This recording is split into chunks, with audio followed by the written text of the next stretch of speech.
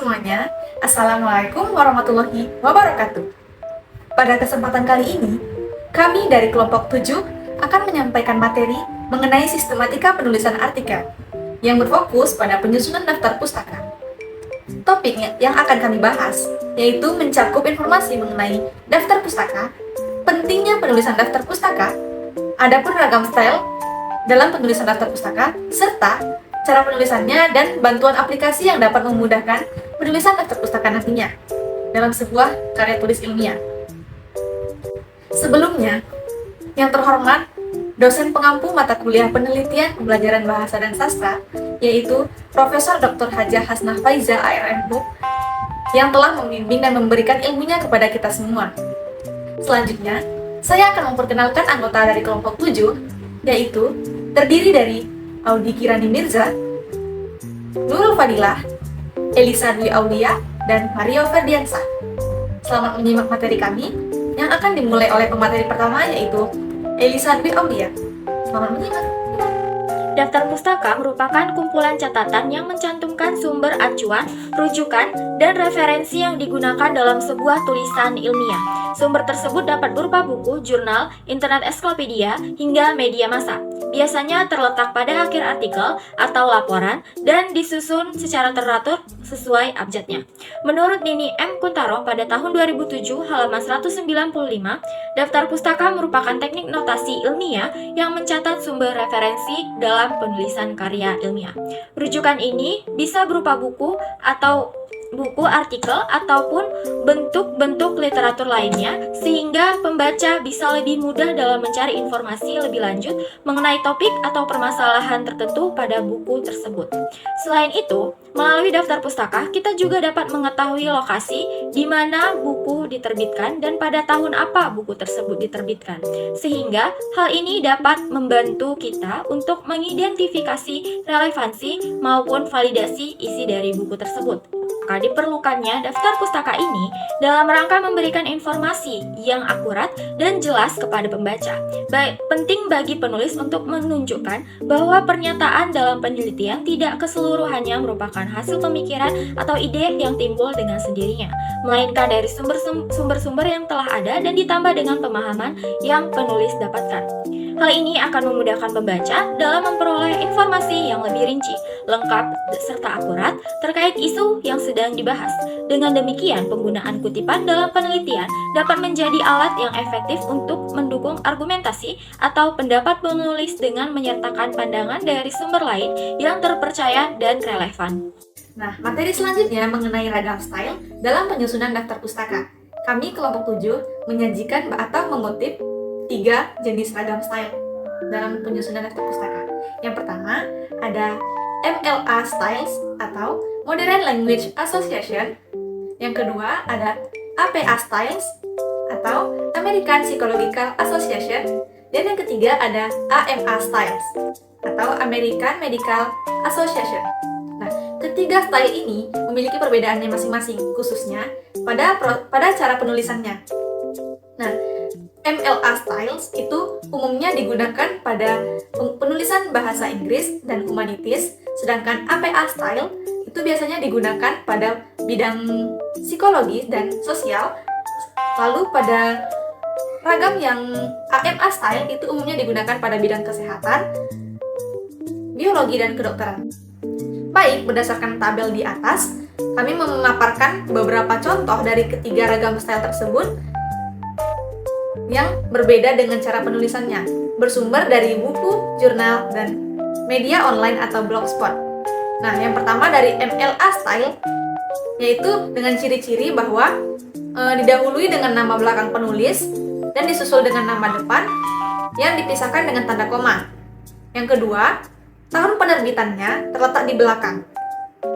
Lalu, untuk sumber dari media lain selain buku dan jurnal seperti blogspot, media massa, Wikipedia, ensiklopedia, dan lainnya, itu harus disertai dengan link website, database, serta tanggal aksesnya kapan, dan tanggal publikasinya.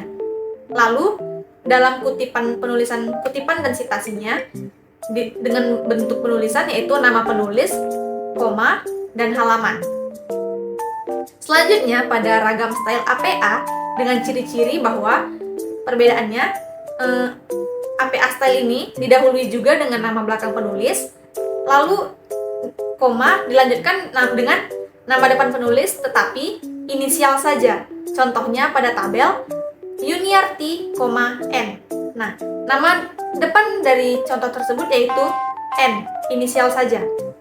Kemudian, apabila menggunakan APA style dengan satu sumber penulis yang sama, lalu maka diurutkan dengan tahun terbit yang terlebih dahulu dari yang terendah sampai yang teratas. Seperti misalnya tahun terbitnya dari 2014, kemudian ada tahun 2016. Jadi didahulukan tahun terbit yang lebih lama. Dan pada kutipan APA style ini, dengan cara penulisan nama penulis dikomakan, lalu tahun terbitnya. Berbeda dengan MLA style. Lalu pada APA style, dari sumber jurnal, penulisan jurnalnya itu dicetak miring atau italik. Yang bersumber dari online seperti jurnal online atau media online lainnya, disertakan juga dengan database dari websitenya. Kemudian pada ragam style AMA style, penulisannya sama seperti citasinya, seperti dengan ditandai dengan footnotes atau catatan kaki dengan nomor di sudut kiri atas atau kanan atas. Selanjutnya, cara menuliskan daftar pustaka. Yang pertama dimulai dari nama penulis. Pastikan bahwa nama yang tercantum pada daftar pustaka artikel sesuai dengan penulis artikel tersebut dan bukan editor dari jurnal, surat kabar, ataupun majalah yang dirujuk.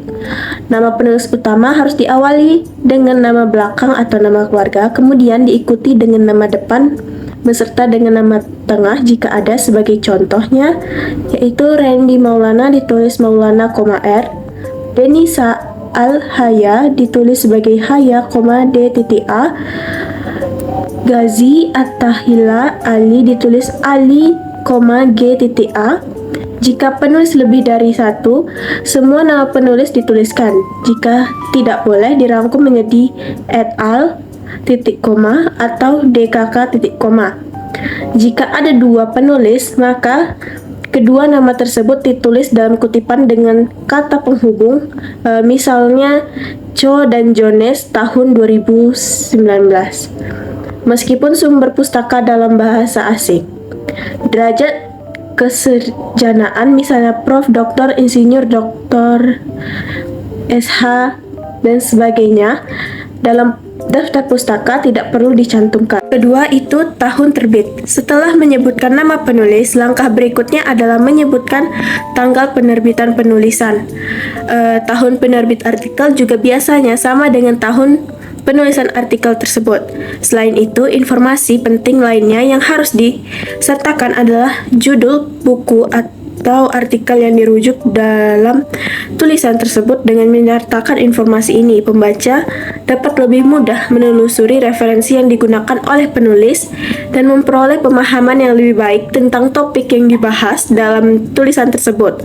Oleh karena itu, penting bagi penulis untuk mencantumkan semua informasi yang relevan dan akurat mengenai sumber referensi mereka dalam karya tulis mereka agar dapat memberikan kontribusi yang signifikan pada bidang ilmu pengetahuan dan membantu pembaca untuk memperdalam pemahaman mereka tentang topik tersebut. Selanjutnya yaitu judul buku atau artikel yang dirujuk. Untuk memasukkan referensi artikel, pertama-tama tuliskan judul artikel yang menjadi sumber referensinya. Penting untuk dicatat bahwa surat tidak dicetak miring, melainkan harus tegak lurus dengan tanda petik pembuka dan penutup. Selanjutnya masukkan nama sumber referensi artikel tersebut, nama jurnal, makalah, dan artikel, baru dapat dicetak miring. Pastikan menunjukkan ke dalam tanda kurung. Selanjutnya ada penerbit. Untuk menambahkan informasi yang lebih lengkap pada sebuah artikel, tidak hanya cukup dengan memberikan judul saja. Hal ini juga perlu disebutkan adalah penerbit dari artikel tersebut. Pada buku, biasanya nama penerbit dapat ditemukan pada sampul depan, sampul belakang, atau halaman yang sama dengan tahun penerbitannya. Namun, jika sumber berasal dari artikel jurnal, maka nama jurnal harus ditulis dengan singkatan yang biasa digunakan. Yang terakhir ada tempat terbit. Setelah mencantumkan nama penerbit, langkah selanjutnya adalah menuliskan tempat terbitan atau keterangan terbitan. Informasi ini dapat mencakup tempat penerbit atau informasi lainnya. Jika buku diterbitkan di luar negeri, sebutkan nama negara. Jika di dalam negeri, cukup sebutkan kota. Daftar pustaka artikel jurnal harus mencantumkan nomor, volume, dan halaman artikel. Ini membantu pembaca menemukan sumber referensi dengan mudah. Adapun cara membuat daftar pustaka dari artikel jurnal dengan Mendeley, yang pertama, menambahkan referensi. Untuk menambahkan referensi di Mendeley dapat diikuti dengan langkah-langkah yang telah ditentukan sebagai berikut. Yang pertama, tekan tombol Add. Kedua, klik Add Files apabila ingin menambahkan file PDF, atau Add Entry Manually jika ingin menambahkan referensi secara manual. Yang ketiga, pada New Document, pilih jenis referensi. Dalam contoh ini kita memilih book untuk memasukkan referensi buku. Kemudian, lengkapi informasi yang diperlukan dan tekan Save untuk menyimpan informasi referensi. Dan terakhir, Mendeley akan menampilkan rincian referensi tersebut.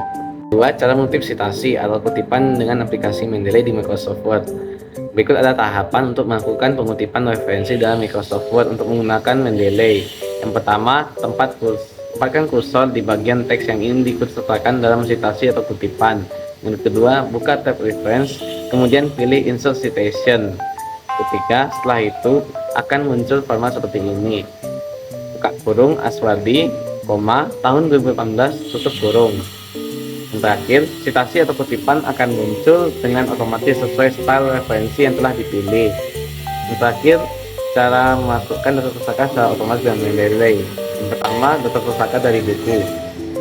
Penyusunan daftar pustaka dari buku mengikuti susunan komponen berikut: nama belakang penulis, nama depan jika ada, titik, tahun terbit, titik, judul buku ditulis dengan huruf miring, titik, kota terbit, titik 2, penerbit, titik. Apabila terdapat lebih dari satu penulis, tidak perlu membalikkan nama penulis kedua dan seterusnya. Yang kedua, daftar pustaka dari media online. Penyusunan daftar pustaka yang berasal dari sumber media online dapat mengikuti pola berikut dengan menyusun komponen seperti ini: nama belakang penulis, nama depan, titik, tahun, titik, judul referensi, titik, tanggal publikasi disertai web URL, titik, tanggal diakses, titik. Baik, sekian dari materi kami. Wassalamualaikum warahmatullahi wabarakatuh.